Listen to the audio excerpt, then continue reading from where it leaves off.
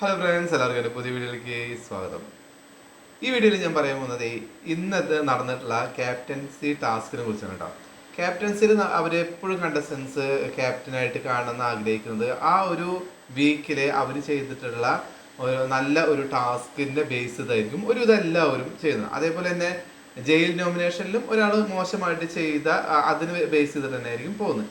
പക്ഷേ ഇന്ന് ആദ്യമായിട്ടാണ് ക്യാപ്റ്റൻസി ടാസ്കിൽ ഒരു വ്യക്തിയെ പരാമർശിക്കാതെ പല കണ്ടസ്റ്റൻസും വിട്ടുകളഞ്ഞത്.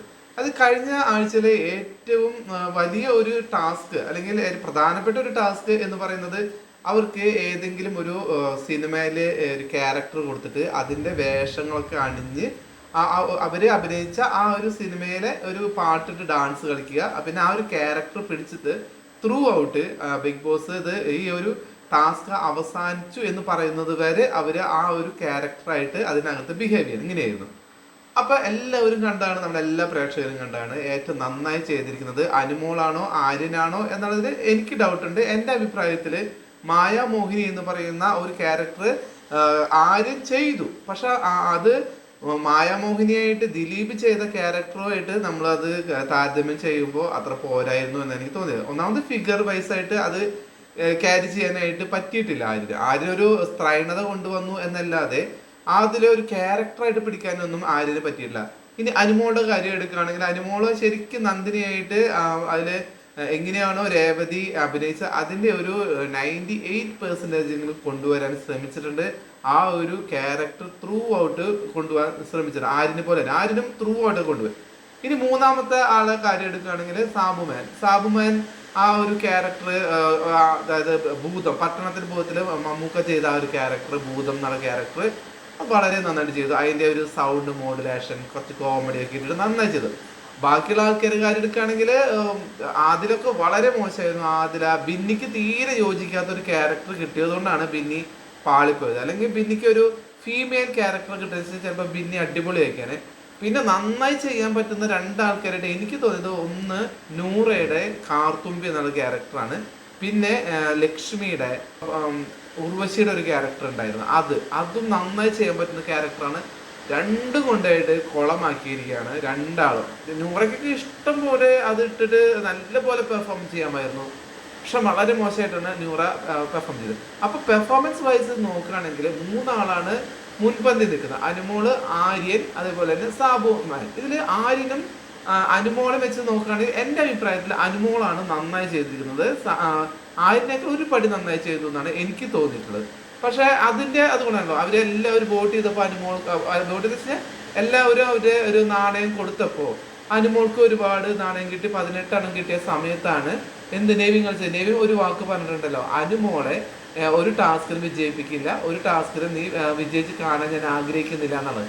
അപ്പൊ നെവിൻ അത് നിലനിർത്തിയേ പറ്റുള്ളൂ. അതുകൊണ്ട് നെവിൻ അവിടെ കളിക്കുകയാണ് ചെയ്തത്. നെവിൻ്റെ 9 കോയിൻ എടുത്തിട്ട് ആര്യന് കൊടുത്തിട്ട് ആര്യനെ വിജയിപ്പിക്കുകയാണ് ചെയ്തത്. പക്ഷെ അടുത്ത ദിവസത്തെ ഒരു സീക്രട്ട് ടാസ്കിൽ എന്താ ചെയ്തത്, ആര്യൻ ആദ്യം നെഗ്ലക്ട് ചെയ്തത് നെവിന് തന്നെയാണ്. അതാ പറയുന്നത്, അപ്പൊ നെവിനെ കിട്ടേണ്ടത് കിട്ടിയിരിക്കുകയാണ്. അതായത് ആര്യൻ എന്ന് പറയുന്നത് ഒരു വ്യക്തി വിശ്വസിച്ചിട്ട് നെവിൻ ചെയ്ത ഒരു കാര്യം നെവിന് തന്നെ അത് ഗെയിമർ എന്ന രീതിയിൽ ആരും തിരിച്ചടിച്ചിരിക്കുക. അപ്പൊ ഇത് ശരിക്കും പറയുകയാണെങ്കിൽ നെയിം പറയുന്നുണ്ട്, ഞാനാണ് അവൻ ഇതിലേക്ക് കൊണ്ടുവന്നത്, 9 കോയിൻ ഞാൻ കൊടുത്തതുകൊണ്ടാണ് അവൻ ഇങ്ങനെ ഒരു സീക്രട്ട് ടാസ്കിലേക്ക് ബിഗ് ബോസ് സെലക്ട് ചെയ്തത്, അവൻ വിജയിച്ചത് കൊണ്ടാണ്. അപ്പൊ അതിന് ഉത്തരവാദി ഞാൻ. അപ്പൊ എന്നെയാണ് അവൻ വിളിക്കണത്. വേറെ ആര് വിളിച്ചതും നെവിന് വിഷമായില്ല. പക്ഷേ ആ സീക്രട്ട് ടാസ്കിലേക്ക് ഷാനവാസിനെ വിളിച്ചു എന്നുള്ളതാണ് നെവിനെ ഏറ്റവും അധികം വിഷമമായത്. അപ്പൊ നെവിൻ അത് പറയുന്നുണ്ട്, എന്നെ നെഗ്ലക്ട് ചെയ്ത് ശരിയായില്ല എന്നുള്ള രീതിയിൽ നെവിൻ പറഞ്ഞു പോകുന്നത്. അത് എൻ്റെ ഒരു അഭിപ്രായത്തിൽ ശരി തന്നെയാണ്. നെവിനെ നമ്മൾ ആദ്യമായിട്ട് വിളിക്കേണ്ട, പക്ഷെ ഒരു കുറച്ച് കഴിഞ്ഞപ്പോഴേക്കും നെവിനെ വിളിക്കാമായിരുന്നു ആര്യന്.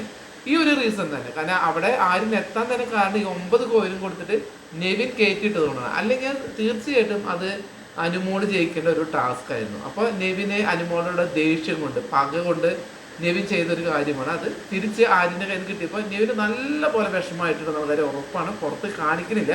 തമാശയെ കൂടെ എന്തെങ്കിലും പറഞ്ഞു പോകുന്നതിൽ ഒന്ന് ശരിക്കും കൊണ്ടിട്ടുണ്ട് നെവിൻ, അത് നമുക്ക് കണ്ടാലറിയാം. അപ്പോൾ ഇന്ന് അതിനെ ബേസ് ചെയ്ത് ആ ഒരു ടാസ്കിനെ ബേസ് ചെയ്തുകൊണ്ടാണ് ഇന്ന് എല്ലാവരും ക്യാപ്റ്റൻസി നോമിനേഷനിൽ പറഞ്ഞത്. പക്ഷേ ക്യാപ്റ്റൻസി നോമിനേഷൻ വന്നപ്പോൾ എന്തുണ്ടായത്, എല്ലാവരും അനുമോളെ മനഃപൂർവ്വം നെഗ്ലക്ട് ചെയ്ത പോലെ. അത് അതിലെന്തായാലും പറയുന്നത് എനിക്കറിയായിരുന്നു. നൂറ പറയുമെന്ന് എനിക്കറിയായിരുന്നു. കാരണം എന്താണെന്നറിയോ, നൂറയും ആദിലയും പറഞ്ഞില്ലെങ്കിൽ അവിടെ അനുമോളുടെ പേര് എടുക്കാൻ പിന്നെ ആരും എടുക്കില്ല.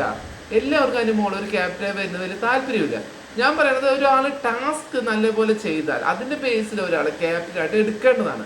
പക്ഷെ ഇവർ ആ ഒരു പക അനുമോള് വിജയിക്കുന്നുള്ള ഒരു എന്താ പറയുക ചീപ്പ് ഒരു മെന്റാലിറ്റി കൊണ്ടാണ് അക്ബർ ഒക്കെ അങ്ങനെ ഒരു കാര്യം ചെയ്തിരിക്കുന്നത്. അക്ബർ, ഷാനവാസ്, എല്ലാവരും, അനീഷ്, ഇവരാരും അനുമോളെ സപ്പോർട്ട് ചെയ്തൊന്നും ചെയ്തില്ല. അനീഷൊക്കെ ശരിക്കും അനീഷിന് മേക്കപ്പ് വരെ ഇട്ട് കൊടുത്തത് അനുമോളാണ്. എന്നിട്ട് പോലും അനുമോളുടെ പേരൊന്നും എടുത്ത് ഞാൻ കണ്ടില്ല. നൂറയുടെ പേരൊക്കെ പറഞ്ഞിരിക്കുന്നത്. നൂറ് എന്ത് ചെയ്തു എന്നാണ് അതിൻ്റെ അകത്ത് നൂറയുടെ പേര് പറഞ്ഞിരിക്കുന്നത്. അപ്പൊ അതൊക്കെ ശരിക്കും പറഞ്ഞെങ്കിൽ അതൊരു ചീപ്പ് ഗെയിമായി പോയി എന്നാണ് എനിക്ക് തോന്നുന്നത്. ക്യാപ്റ്റൻസി ടാസ്ക് ടാലന്റിന്റെ അല്ലെങ്കിൽ ആ ഒരു ടാസ്ക് ചെയ്ത് വിജയിപ്പിച്ചതിന്റെ പേരിലല്ലാതെ ആദ്യമായിട്ടാണ് അനുമോൾക്ക് എതിരെ ഇങ്ങനെ എല്ലാവരും ഗൂഢമായിട്ട് ഇങ്ങനെ ആലോചിച്ച് ഒരു പ്ലാൻ എടുത്തത് എനിക്ക് തോന്നുന്നത്. അക്ബർക്ക് വളരെ മോശമായിട്ടാണ് എനിക്ക് തോന്നുന്നത്. അക്ബർ ബിന്നിയും ലക്ഷ്മി പിന്നെ എടുക്കില്ല, നമുക്ക് ഉറപ്പാണ്.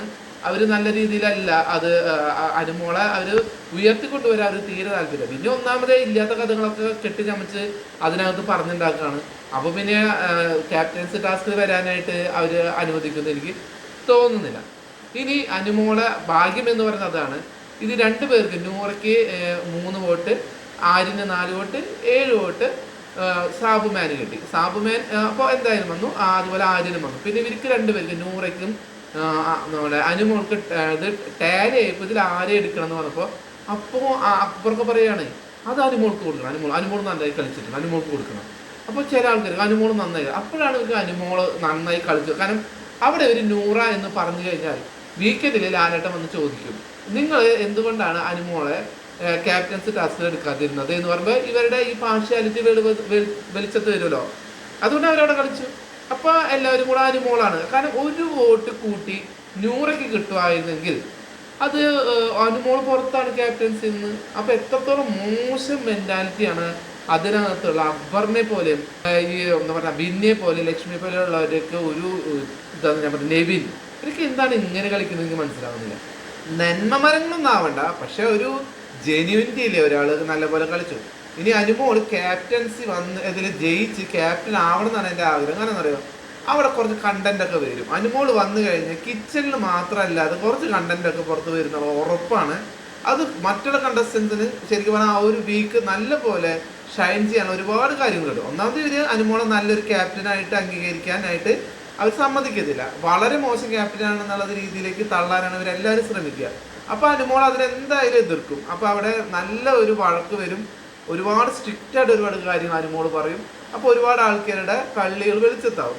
അപ്പോൾ ആ ഒരു ക്യാപ്റ്റൻസിൽ അനുമോൾ വന്നു കഴിഞ്ഞാൽ എങ്ങനെയായിരിക്കും എന്ന് അറിയാനായിട്ട് ഞാൻ ആകാംക്ഷയോടെ നാളത്തെ എപ്പിസോഡിലായിരിക്കും അത് വരുന്നത്.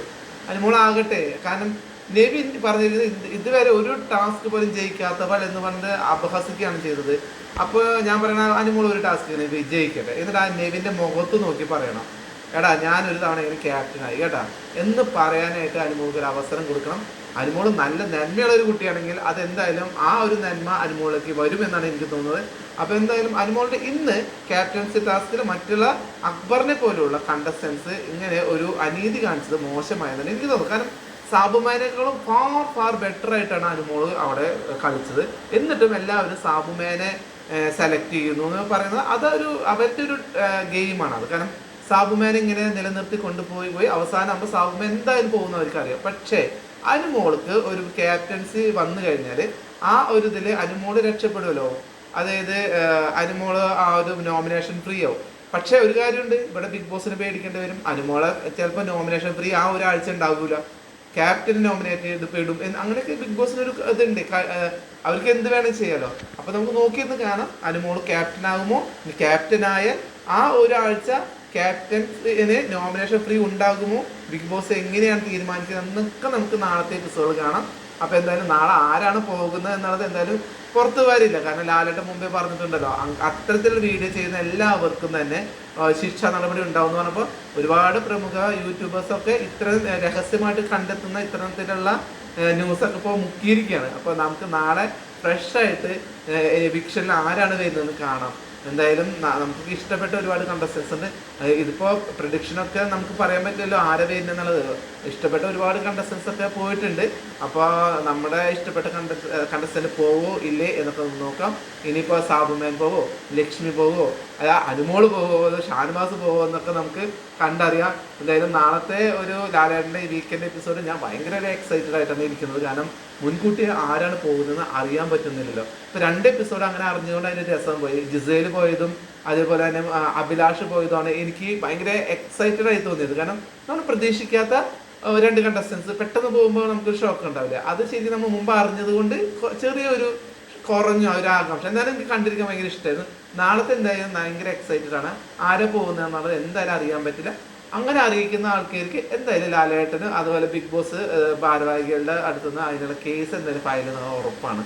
അപ്പോൾ നാളത്തെ എപ്പിസോഡിൻ്റെ ആരാണ് എവിക്റ്റ് ആയി പോയത് അങ്ങനെയുള്ള വീഡിയോ ഒക്കെ ആയിട്ട് ഞാൻ വരാം. എല്ലാവർക്കും ബൈ.